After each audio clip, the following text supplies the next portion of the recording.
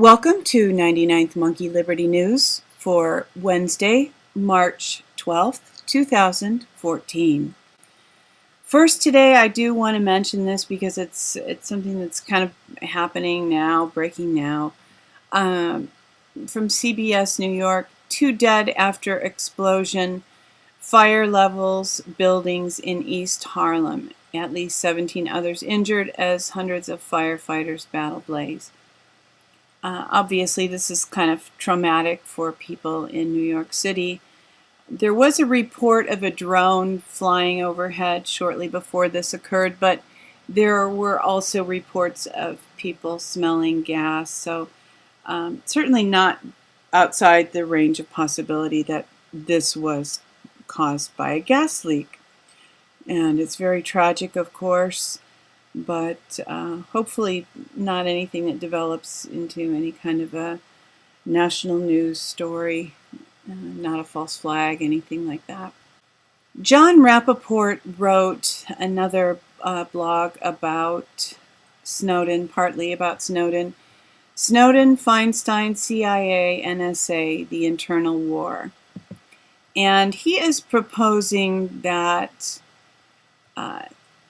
the CIA set up Snowden and positioned him as a whistleblower against the NSA so that when all of the terrible facts come out about what the CIA has done, the blow will be somewhat lessened for the CIA because the NSA is already receiving a lot of criticism.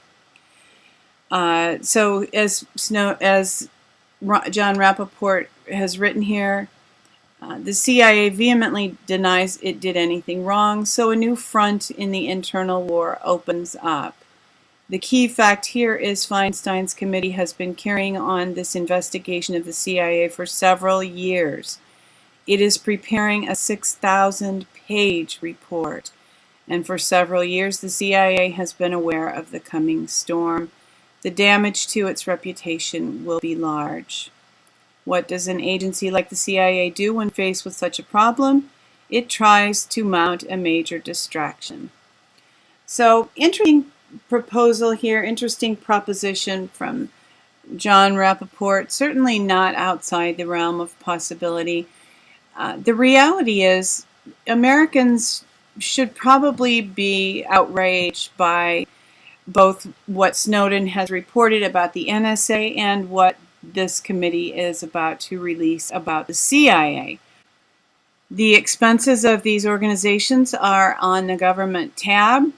That means tax money has paid for them, and they are a part of the U.S. government, and they, in many regards, have been acting outside of law. They've been acting outside of the Constitution, and Americans can demand that government and paragovernment structures operate inside of the bounds of the Constitution. And we certainly need to have that happen in order to be able to live in peace with liberty and justice for all.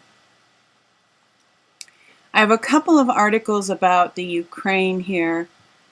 From Stratford Global Intelligence, Ukraine's increasing polarization and the Western challenge. Now, this is from a pretty traditional conservative point of view, kind of, East versus West. Russia is still the enemy. I don't entirely agree with that point of view, but, the truth about how all of these organizations function is on levels. There are people at a certain level who believe that they are the real level and they are operating on these kind of ideas. And there are other people on other levels, some, higher up, more obvious, more in the public's eye, and really with less actual clout. So as you get deeper, and it's difficult to know where the deeper levels even are sometimes, but from zerohedge.com, Was the price of Ukraine's liberation the handover of its gold to the Fed? Now, if this is so, and this is a question, but I've seen several articles on this, and there is some evidence that this may indeed be happening. This is the banker level. Is this the deepest level of what's really going on? It's very difficult to tell, but depending on which layer you're looking at, there's a different story on each layer, and determining the layer that is really significant and that really the layer on which the real movers and shakers are operating can be enigmatic. I have a little bit of Hollywood news here, a few different articles. This is from the Hollywood Reporter. Disney shocker. Top exec Anne Sweeney to exit to become TV director. Hollywood's most powerful woman quits at the top after 18 years to become a TV director. Yes, really. As Disney CEO Bob Iger reveals his succession plan. And both detail the full backstory in interviews with THR. So if you want the details of that, the reported details, what is being stated, again, I'm guessing there are probably many layers of this story, and probably many reasons why this is occurring, and it may be a long time, if ever, before we know what is happening on the deepest layer. But I do have a couple of other things sort of pertaining to Disney. Because Disney is one of the corporations heavily lobbying on behalf of the TPP being passed, and this is stopfasttrack.com. Democracy goes one way and TPP goes another way. That is certain. The whole point of this website is to ask Congress, don't betray democracy, no fast track for the TPP. And you can call if you would like to. There's a way to call, there's a way to send an email, and ask Congress to oppose fast tracking the TPP. And another website that has suggestions pertaining to stopping the TPP, outrageous media companies lobbying on the Trans-Pacific Partnership. Review the script, make the call, report the call. They're asking people to call Comcast and call Disney, call Time Warner, and tell them, just let them know that we as their customers and as Americans do not want the TPP, don't appreciate a portion of the money that we are paying them for our services from them to go to lobby for a treaty that will certainly harm, to a great extent, in large measure, Americans, and let them know. And if it's possible, vote with your dollars and find a provider that is not one of these three. And this is another website that objects to the TPP, and there's some information here. Muse Mash on Tumblr, and more about Disney here, and more about the TPP. The TPP is a global corporate hostile takeover. And some of the tweets that I saw yesterday mentioned that the TPP we would lose 40,500 jobs to Vietnam. And certainly, I'm sure that's not the end of it. This would be a drain of jobs, and it also severely limits creativity and who gets to benefit from the creative process. Here's just one paragraph. The purpose of this post is to draw special attention to the threats posed to internet freedom and the arts because of the draconian changes to copyright legislation and online access that this egregious pact represents. According to many observers, the proposed provisions that have been leaked point to something far worse than SOPA. Many everyday online activities could be criminalized, and the progress made by the copyleft and Creative Commons movements could be totally wiped out. Staying on Hollywood news just for another couple of minutes. A journalist's plea on the 10th anniversary of the Passion of the Christ. Hollywood, take Mel Gibson off your blacklist. And this article is written by someone who wasn't very pleased about Passion of the Christ, but who recognizes the great loss to all of us. And this is interesting, once you're blacklisted in Hollywood, I mean, this is the kind of power these people have, unfortunately. And as Alex Jones mentioned last week, along with Stefan Molyneux, this power is diminishing, and evidence is Kevin Spacey's huge hit, House of Cards, which they said had been viewed over 100 million times a week. And Alex Jones was just encouraging people, hey, you can be a success outside of Hollywood. But some people may not want to participate in that struggle.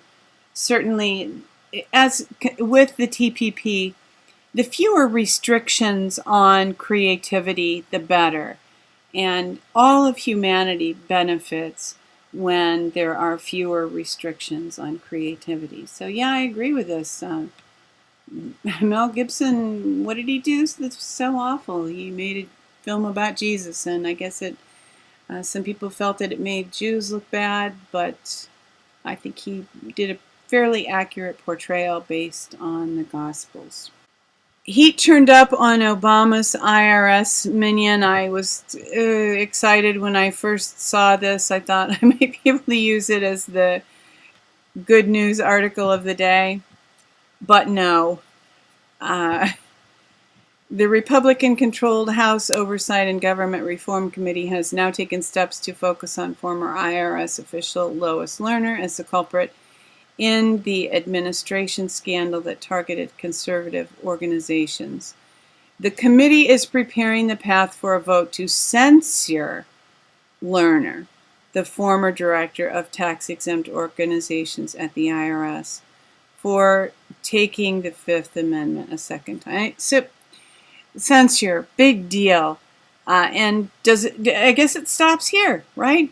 Instead of going up the chain to who she was reporting to and the people up above that who gave these directions. No, but you can be happy, be pleased. She's going to be censored.